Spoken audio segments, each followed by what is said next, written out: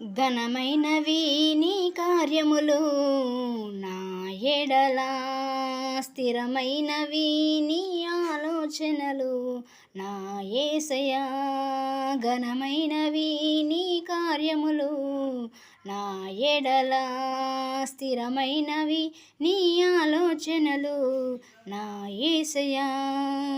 కృపలను పొందుచు కృతజ్ఞత కలిగి స్తుతులార్పించెదను అన్ని వేళలా. కృపలను పొందుచు కృతజ్ఞత కలిగి స్తుతులార్పించెదను అన్ని వేళలా.